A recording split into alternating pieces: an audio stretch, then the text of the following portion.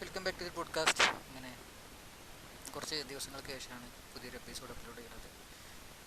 European ഫുട്ബോളിൽ പുതിയൊരു season തുടക്കം കുറിച്ചിരിക്കുകയാണ്. ബയൺ, PSG, മാഞ്ചസ്റ്റർ യുണൈറ്റഡ് തുടങ്ങിയ വമ്പന്മാരെല്ലാം കളത്തിലിറങ്ങി കഴിഞ്ഞു. മാഞ്ചസ്റ്റർ യുണൈറ്റഡ് മാച്ചോടെ പ്രീമിയർ ലീഗിന് തുടക്കമായി.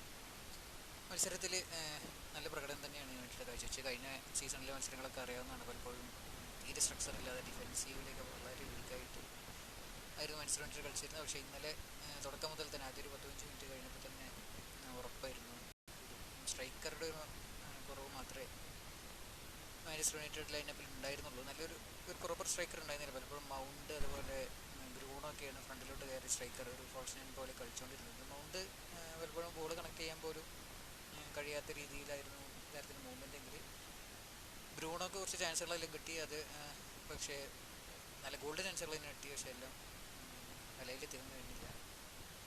പക്ഷേ സെക്കൻഡ് ഹാഫിൽ സിക്സൊക്കെ ഇറങ്ങിയതോടെ മാഞ്ചസ്റ്റർ ഫുള്ളവും കളിക്കുന്നുണ്ടായിരുന്നു. പക്ഷേ യുണൈറ്റഡിന് ഗോൾ കണ്ടെത്താൻ കഴിഞ്ഞെന്നുള്ളതാണ്. അവസാനം ഫുൾ ടൈം 3-4 മിനിറ്റ് മാത്രം ബാക്കി ഉണ്ടായിരുന്നപ്പോൾ ഗോൾ കണ്ടെത്താൻ കഴിഞ്ഞു. അതൊരു നല്ല ടച്ച് തന്നെയായിരുന്നു. അതൊന്ന് റൈറ്റ് വിങ്ങിൽ നിന്ന് ഗർനാച്ചോൻ്റെ ക്രോസിൽ താരം വളരെ നല്ല സ്ട്രൈക്കർ അനുസരിച്ചിട്ടുള്ള ഗോൾ തന്നെയായിരുന്നു. ജസ്റ്റ് ഒരു ടച്ച് മാത്രം.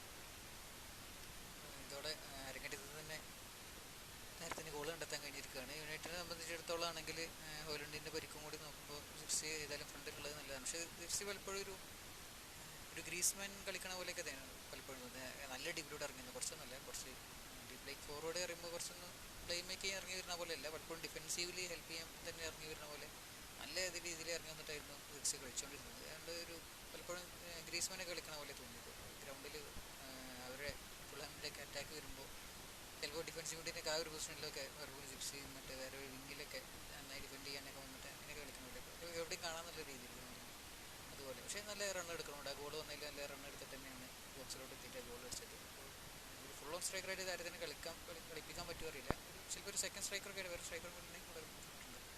പക്ഷേ ഒരു ഫുൾ ഓൺ സ്ട്രൈക്കറായിട്ട് താരത്തിനെ ഡിപ്പെൻഡ് ചെയ്ത് കളിക്കാൻ പറ്റുമോ എന്നുള്ളത് ഡൗട്ട് തന്നെയാണ്. പക്ഷേ താരം ഗോൾ കണ്ടെത്തുന്നുണ്ട്. പക്ഷേ ആ ഫ്രണ്ട് ലൈനിൽ മാത്രം നിന്ന് കളിക്കാനൊക്കെ ആണെങ്കിൽ കുറച്ചുകൂടി ടീമിന് യൂസ്ഫുള്ളാവും. അതോടെ പിന്നെ അതുപോലെ ബയണിന് വേണ്ടി ഹാരി കെയ്ൻ വീണ്ടും ഗോൾ അടിച്ചിട്ടുണ്ട്. അതുപോലെ മുള്ളർ ഇപ്പോൾ ഈ സീസണിൽ പ്രായത്തിന് ഗോളടിക്ക് ഒരു കുറവില്ല, വീണ്ടും നേരം ഗോൾ അടിച്ചിട്ടുണ്ട്. പിന്നെ കോമാനാണ് മറ്റൊരു ഗോൾ കണ്ടെത്തിയത് ബയണിന് വേണ്ടിയിട്ട്. നേരത്തെ ട്രാൻസ്ഫറൊക്കെ അങ്ങനെ പറയുന്നുണ്ടായതുകൊണ്ട് ന്യൂസൊക്കെ വരുന്നുണ്ടായിരുന്നു. ട്രാൻസ്ഫർ ബാഴ്സലോണ കിട്ടുമോ അല്ല പിന്നെ നേരത്തെ PSG പോകാനാണ് കൂടുതൽ ഇൻട്രസ്റ്റ് എന്നുള്ള രീതിയിലേക്ക് പറഞ്ഞത്. അതുപോലെ PSG വരുന്ന PSG ജയിച്ചിട്ടുണ്ട്. 4 ഗോളൊക്കെ അടിച്ചു. കാനിൻ്റെയൊക്കെ ഗോൾ കണ്ടെത്തിയിട്ടുണ്ട്. ഇനി ലാലിഗ അതുപോലെ അത്ലറ്റിക്കിൻ്റെ മാച്ചോടെ ആരംഭിച്ചു. അത്ലറ്റിക്കിന് വേണ്ടിയിട്ട് എനിക്ക് വില്യംസ് ഇറങ്ങിയിരുന്നു.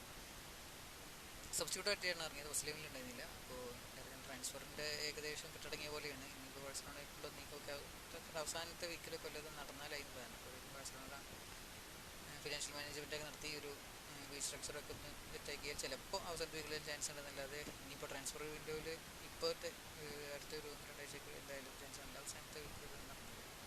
ബാഴ്സലോണ നിന്ന് ഇറങ്ങാൻ നിൽക്കുകയാണ്. വലൻസിയാണ് ഓപ്പോസിറ്റ് വരുന്നത്. ബാഴ്സലോണ റീസൺസിന് കുഴപ്പമുണ്ടായിരുന്നില്ല സിറ്റിനായിട്ടും. പക്ഷേ സിറ്റിയിലും യങ്സ്റ്റേഴ്സൊക്കെ ആയിരുന്നു എന്ന് പറയാം. പക്ഷേ സിറ്റി ആയിട്ടും അതുപോലെ റയലായിട്ടും തിരക്കടില്ലാതെ കളിച്ചു. ഈസിലാൻഡിനായിട്ട് കുഴപ്പമില്ലാതെ കളിച്ചിരുന്നു. പക്ഷേ ഈസിലാൻഡിന് കുറച്ചുകൂടി ഡോമിനേറ്റ് ആയിട്ട് കളിച്ചു. വലൻസിയാണ്. അപ്പോൾ വലൻസിയായിട്ട് എങ്ങനെ ഉണ്ടാവും എന്നുള്ളത് ഇന്നും മുതലറിയാം. ടീമിൻ്റെ പ്രോപ്പർ സ്ട്രക്ചർ എങ്ങനെയാണ്. ഒരു ഫുള്ള് പ്രീ സീസണിലാണെങ്കിൽ യങ്സ്റ്റേഴ്സും കൂടുതൽ ചാൻസ് എന്നല്ലാതെ ഒരു ഫസ്റ്റ് ലെവനിൽ എല്ലാവരും അണിനിരന്നിട്ടുള്ള ഒരു മാച്ച് ഒറ്റൊന്നും പോലും ഉണ്ടായിട്ടില്ല.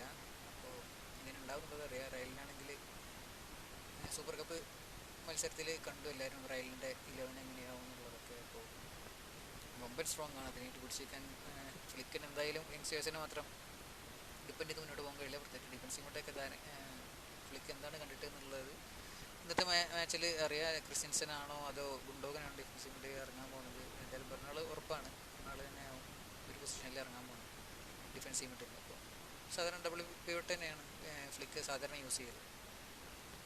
അപ്പോൾ അതൊക്കെയാണ് ഇന്നത്തെ ന്യൂസ്. സീസൺ പുരോഗമിക്കും തോറും മാച്ച് അപ്ഡേറ്റ്സ് അതുപോലെ